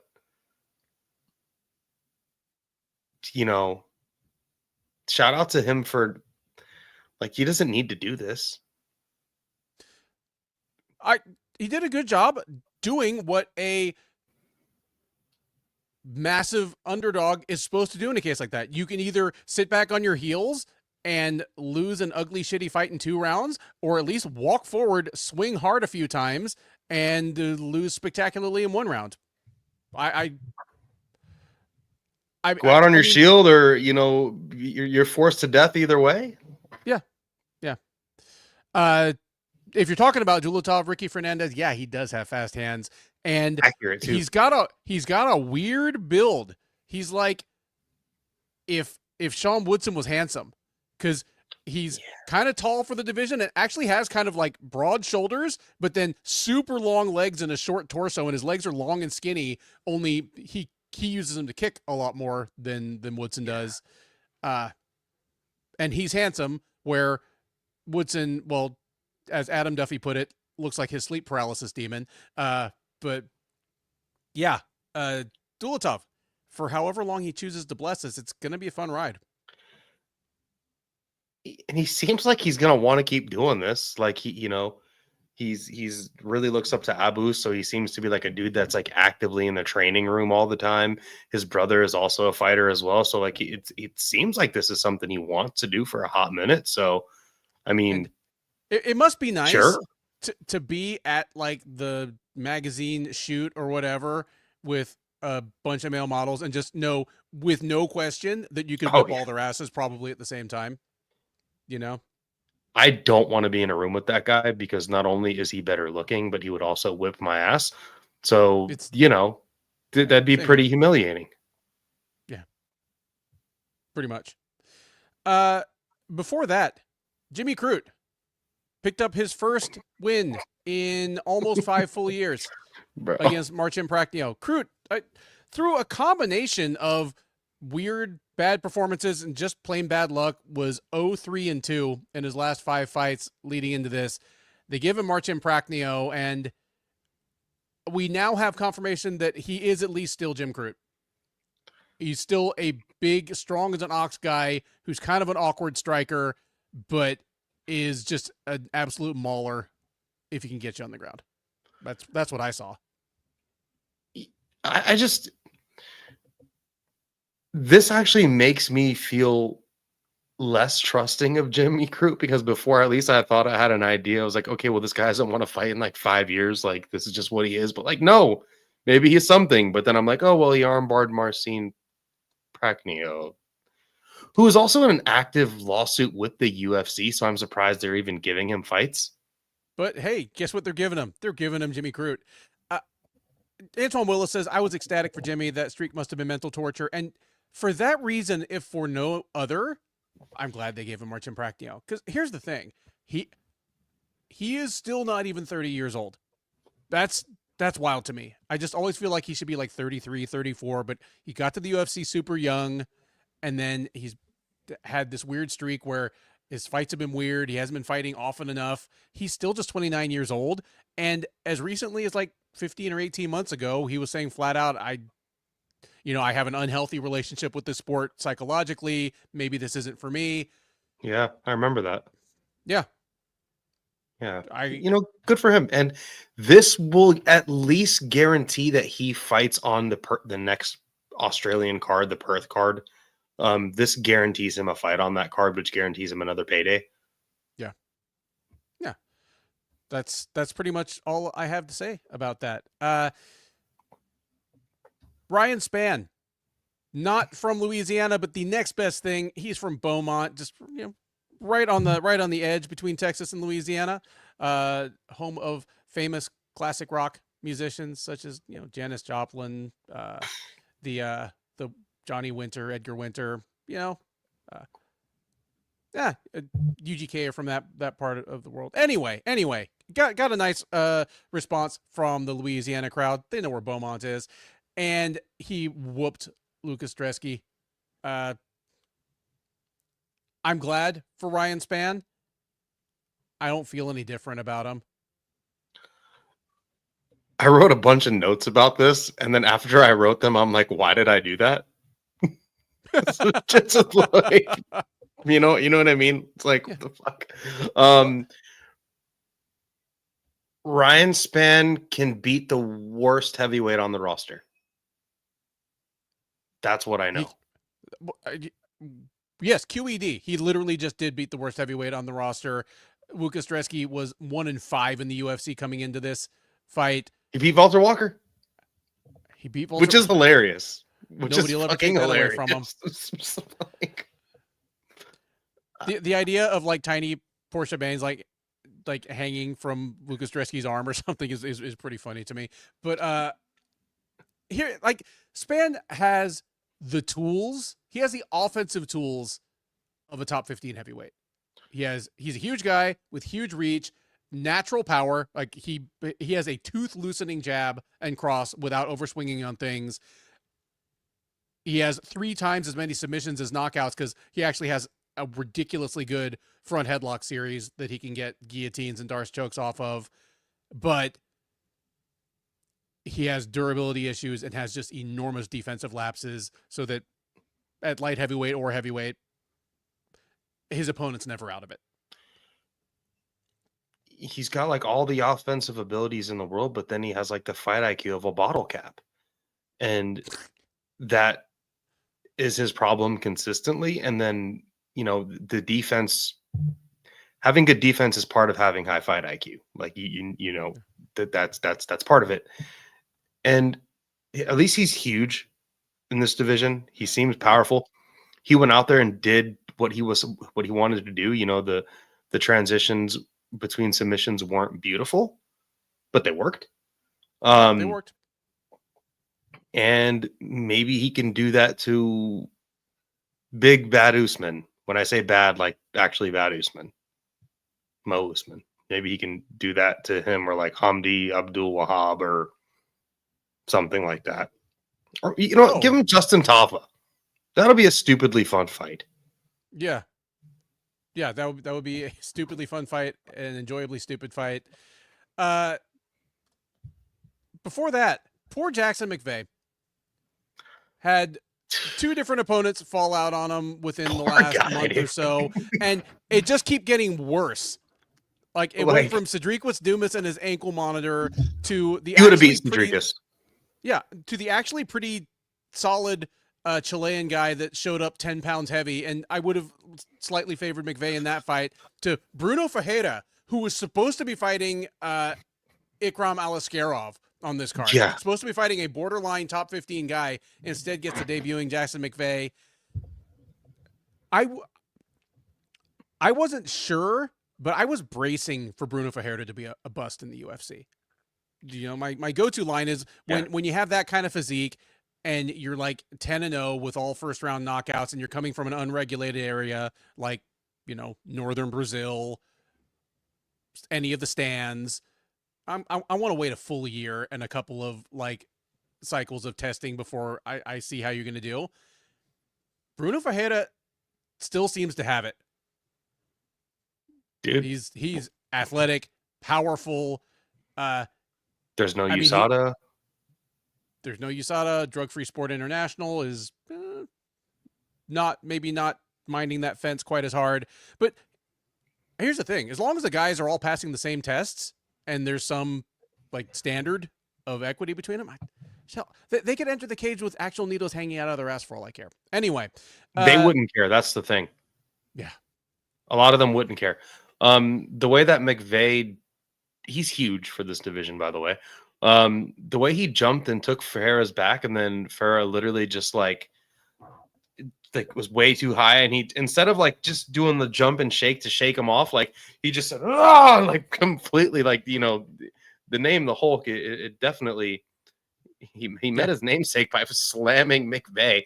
The way he took that armbar, like judo people, like judo practitioners and arm bars and MMA will, I guess, always be a thing. But he didn't go for ground and pound. He didn't go for triangle. He didn't go for like mounted triangle armbar, like, you know, for example, Dustin Max #1. Like that was like he fucking, like he hunted that arm down, dude. You ripped that shit off. Like that was kind of dope.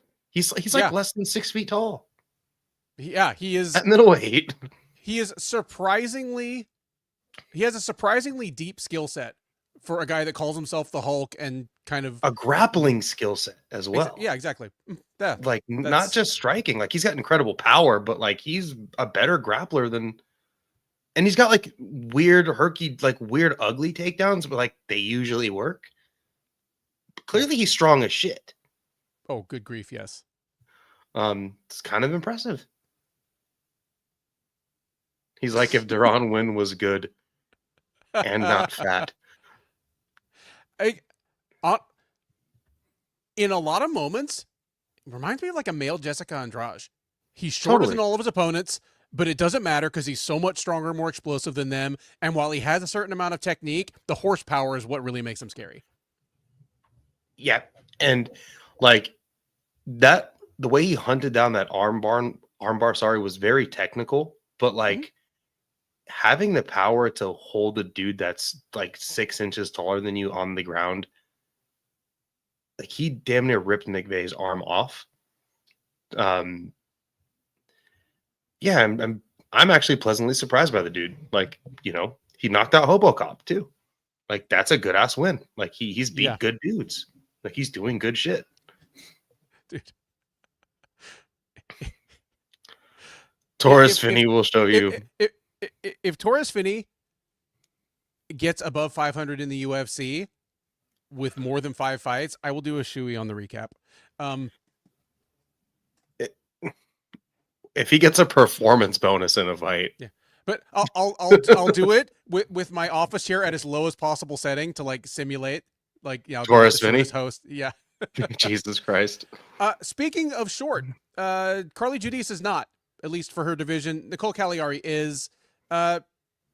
Giudice, just pile one more on the pile of fighters at UFC 318 that I underestimated entering the UFC and are now sort of starting to look good. The UFC booth made kind of a deal out of Giudice having been working with Rose Namajunas. It's interesting because my comparisons for Giudice they're not Namajunas. Like she's starting to turn into someone who could become like a flyweight Joanna Jędrzejczyk or Marina Rodriguez, like a tall, lanky, upright Muay Thai striker who has underestimated power. Like kind of like Max Holloway power, where the first punch doesn't put you on your ass, but the 15th or 20th might. Probably not all of us, but you and I both watched the PFL card earlier.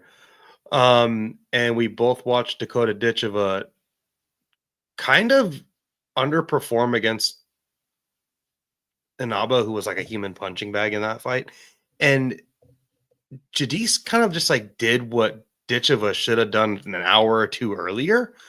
You know, different promotion, but like that's what this kind of reminded me of. I'm like, holy shit.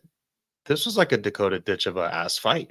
Like the way that she was timing her straight shots down the pike, the knees down the middle, the knee to the body that just sent Kelly. Or like, honestly, no bullshit. Like what Max did against Dustin was awesome. Obviously, it's completely different levels. Like, one of them is a hill and one of them is Mount Everest. But like Judy's had one of the more impressive performance for just like a young fighter that definitely clearly leveled up in between her last couple fights and looks like she's really confident fighting her ass off. I'm impressed by Carly Judice. Like, she was beating the shit out of Cagliari for most of this fight. And then like that knee looked like it knocked her, like the way that she crumbled from that knee to the body, it looked like it was a blow to the head. Like the way Cagliari's face looked, like that, it looked like she got hit with a poison arrow tranquilizer dart. Yes. Completely agree. To the point where I kind of watched the replay because I assumed something had glanced off of Cagliari's dome, but no, that was just a body shot that she was done. And the funny thing is, like, Cagliari was kind of like chagrined after the stoppage, but she was only gesturing with her hands and complaining because like the rest of her body was just still paralyzed from the body shot. Oh, yeah, Marcus Mustard. Body concussion is the perfect way to put it. When you get hit in the body and your eyes glaze over. Yeah, dude. It's a real thing. And fighters have different chins. Nobody has a good liver. Like, one solid shot to liver will put literally anybody down. It doesn't matter how much of a warrior you are. Your body's just going to quit. Yeah, I'm now cautiously optimistic for Judice. She's young. She is athletic. She's good size for the division. She's starting to show power. She's branching out her training. I don't think we're going to see Carly Judice in any curtain jerkers going forward.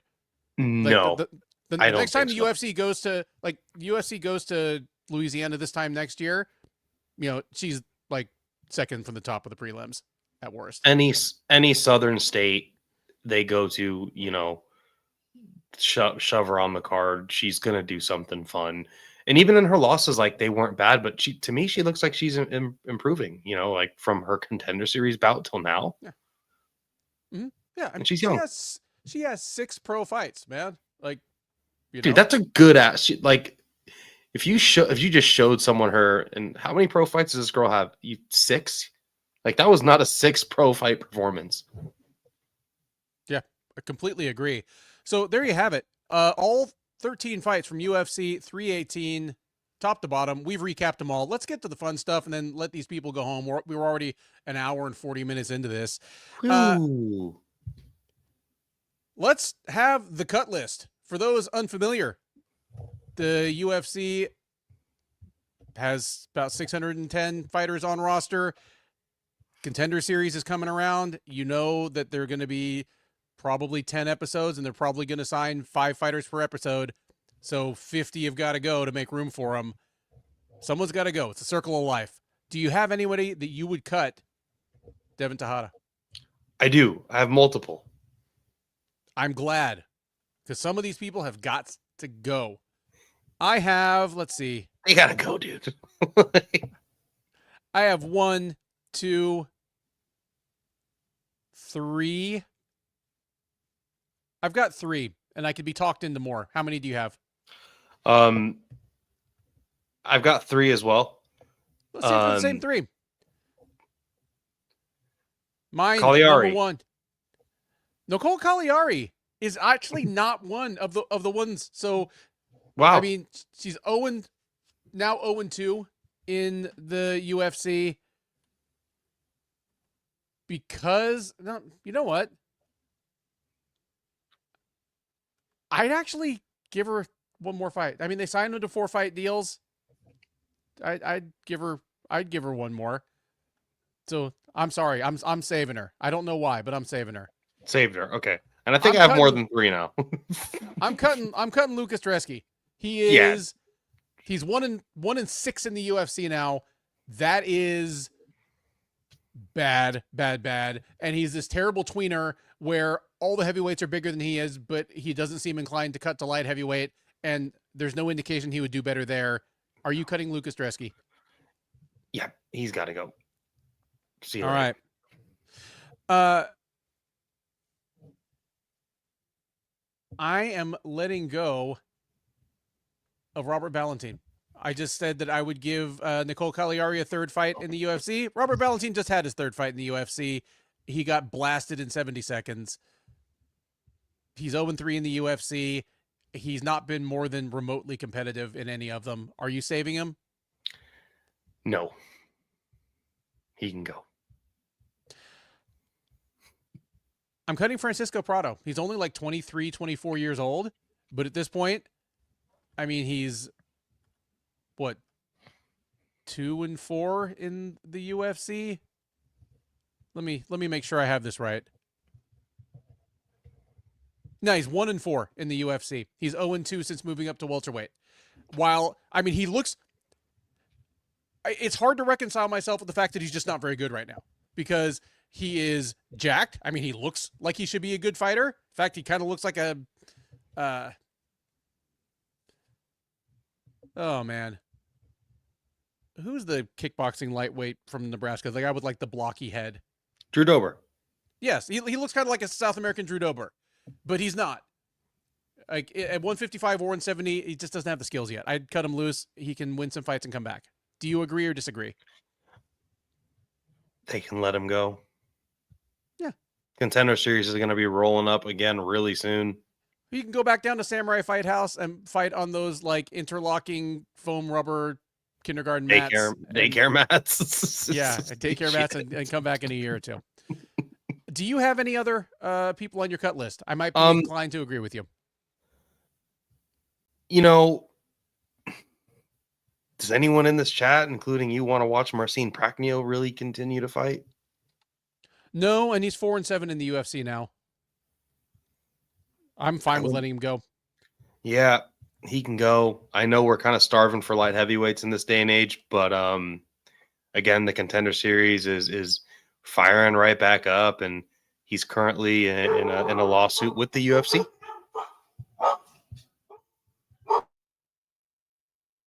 Dev's dog wants nothing more to do with your Polish karate stylists. He's like, woof, woof, woof. Get this bastard out of here. Because I bite. Yeah. All right. So, nice, generous cut list. Let's get to the Bulls and the Bears. Things whose stock is up or down after UFC 318. Devin, do you want to go negative or positive? Let's do negative. Negative. We can do negative. Bears, you want to go first? You want me to go first? You can go first. All right. Bears, things whose stock is down after UFC 318. Kyler Phillips. Here's the thing. Phillips was a little bit of an underdog in this fight, but I thought he was a live dog. I thought there was the outside possibility that he would make Oliveira look kind of basic and be able to, do the Matrix thing and use lateral movement, get out of the way, snipe Oliveira as he just kind of ran headlong at him. Instead, again, Oliveira was all over Phillips, and Phillips made it to the end of the fight, but he never did have like a second idea. So yeah, stock down moment for Kyler Phillips. Like, I'll remember this fight for a long time. Anytime Phillips strings together a couple of wins and starts calling out top 15 names. So that's a big one. Stock down for Dan Ige. As you pointed out, it's not that he lost, because he's like 11-9 in the UFC. It's never been about winning every fight for Dan Ige. He's an action merchant. He's an action hero. He's a made man forever for, taking the Diego Lopez fight. It's how he looked in defeat that's rough. Because, to put it honestly, intangibles are a lot of what makes this run for Ige. He's undersized, and he's a decent athlete, but not an off-the-charts athlete for the division. If the fire dies, the performances are going to go with it real quick. Ige might be an old 32 or 33 or whatever he is right now. So, stock down moment for Dan Ige, for sure. My last Bear... Kevin Holland. You said it well. He was a massive favorite. He got exactly the kind of fight where he should have thrived, and he still managed to lose. And when you add that in with the fact that Holland chronically fights unprepared. I mean, it's heroic and admirable, and we like it when somebody saves the UFC's biscuits by taking a fight on 2 weeks' notice or 2 days' notice. But we're never getting the best version of that fighter when they do it. I mean, Holland's going to stick around for a long time. He's become a household name. The UFC needs people that are willing to step up on no notice in just basically any fight. But if he doesn't win these kind of fights consistently going forward, there's going to be a limit even to that. Because if he can't beat the Danny Rodriguez's of the world on short notice, the UFC can't really use you on short notice for many things. So those are my bears. What do you got? And I have these in no particular of bad to worse or less bad to bad, whatever. On my bears list though, Robert Valentin, like, dude, something. And maybe this won't look terrible because Gautier goes and just like kills his next 15 people and goes absolutely nuts. But I don't think that's going to be the case. I don't think Valentin looked good. He got absolutely rolled here. It could be beat down of the year type stuff. Next bear, I'm going to give it to Daniel Zellhuber. Like, he got fully unked. Like, completely. This, like you said, he's going to his corner saying that he can't keep up with this guy. The speed is too much. And this guy's like literally damn near old enough to be your father. Oh yeah. He's 40 and you're 26. Like, so that was a tough one. And then I'm going to throw Roman Kopylov on there. Roman Kopylov, I think that his corner deserves to be on this Bears list as well, him and his whole team, because I just don't think that they fought the best fight. This is a huge opportunity to be in the co-main event against Paulo Costa. He was the favorite. He's the young dude coming up. He had the opportunity to make his name off of Costa in the co-main event of this fight and this fight card. And, to put on that performance and then have Dustin Poirier and Max Holloway fight for the third time after was kind of lame. Yeah. Agreed. All right. Enough bad stuff. Bulls, things whose stock is up after UFC 318. You want to go first? You want me to go first? I'll go first. Go for it. Max Holloway. An obvious one. Both of these guys, really. But Max Holloway went and, finally didn't lose a third fight against someone in a trilogy. He just cleanly outclassed Dustin Poirier in this fight, even though he got hurt. Like, he didn't pitch a shutout. Dustin had many moments. Max's face was kind of maimed after this fight. And I don't want to say maimed, but he's bloodied up a little bit, a little swollen. Both of their faces, they're probably going to need some ice packs. But Max is punching, his fluidity to how he could shift levels and go to the body, the way he was sitting on shots, and he really hurt Poirier and almost finished him multiple times. And this is going to at least get Max Holloway one more BMF title fight, which gets him pay-per-view points, which is, great for him. Number 2, give me Carly Giudice. I thought she had one of the most impressive performances on the card. And if anyone deserves 50K, like, that girl opened up the card, knocked someone dead, got 50 G's, and, took very little damage and, probably got to watch Dustin Poirier from the arena somewhere with a cool seat. Good for her. And then my third bull,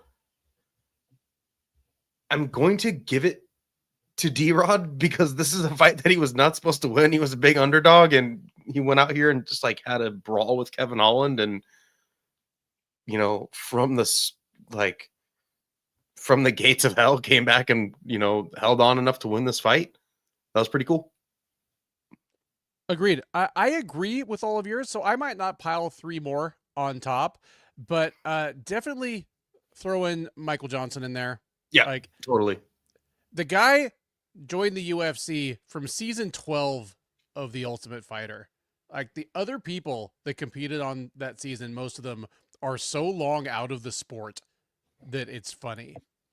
He's pushing 40, and while he's generally entertaining, again, he was a 500 fighter in the UFC coming into this fight. Like, he could literally have been, I mean, probably wouldn't have been cut if he lost, because he did win his last two coming into this fight, but it's always out there because as a guy that's been in the UFC for as long as he has, he's actually kind of expensive for a non-contender.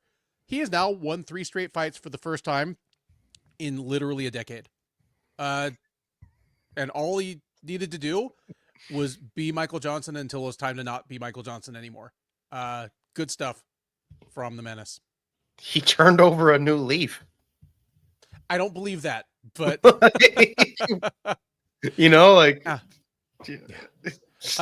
only other one I will throw out there is Ateba Abega Gautier. Again, you're a 6-1 favorite. You're supposed to go out and blow the guy away, but he did exactly that. There's something to be said in a sport this unpredictable for going out and beating the people you're supposed to beat exactly as badly as you're supposed to beat them. We're all excited for his next fight. People in this chat that would know better otherwise are calling him the real deal. I'm inclined to agree, at least based on what we've seen so far. So good night at the office for the man from Cameroon. And that is it. Devin Tejada, give me your overall letter grade for UFC 318. Folks in the chat, I can't believe this many of you have persisted in hanging out with us. You are all my heroes. Give it a letter grade. Jade Bunky right out the gate, just brutalizing the curve. This man puts a downward curve. I would give it a B. Like, it was a fun watch. Like, this wasn't a bad fight night, you know. I didn't, or bad pay-per-view, but a night of fights like this wasn't bad. I'll give it a B. Max Holloway and Dustin Poirier fought. You can't give him any less than a B. I can give it a B- because if you want $80 of my money, like basically 0 ranked fighters outside of the main event is a rough sell. I mean, this was a 1-fight card. If Max or Dustin twisted their ankle in the locker room, if they twisted in the locker room, like, tough shit. If one of them twisted their ankle on Tuesday, they can't sell this thing. It's not a pay-per-view. Like, I don't even know what they do at that point. It's like when Amanda Nunes fought like Felicia Spencer. That one was that was a tough one too. But this might have been worse. Agreed. I don't know what they would have done. And that at least had better stuff down the card than this one does. Who is your listener of the night? It's tough for me to pick tonight because it's been a storm. Like, people got old friends, new friends, laughs, hijinks, a few tears. Before we go, can I just give you my one dude seriously that I had written down because please. Oh my goodness, I forgot about dude seriously. I've got only one. During Pitbull's promo, as he was walking out, you know, they do his whole promo package pre-fight. They're talking about how he's said he's coming back. He's better than ever. He's tired of, you know, he's not going to be the old Pitbull anymore, or he's going to be the old Pitbull now. He knew he was too low volume. And then 15 seconds later, they're like, you know, he's not the same Pitbull anymore after his back surgery. He's only 85% strength. I'm like, well, which fucking one is it? Like, is he better than ever, or is he old and decrepit? Which, that's all I had. But I thought that was quite, I'm like, they're pivoting fast. Yeah, quite a pivot. Yeah. Man, that's all I had. Listener of the night, we're getting to the point where there are a bunch of people that they're going to be barred from winning anymore pretty soon. Like, people like I'm in Report, just Marcus Mustard. You've been disqualified from winning for like a couple of years now. Sorry. Showed up late, so he was here for not a long time, but a good time. Mr. C, the informal spectator, was excellent tonight. I'm going to give him my listener of the night.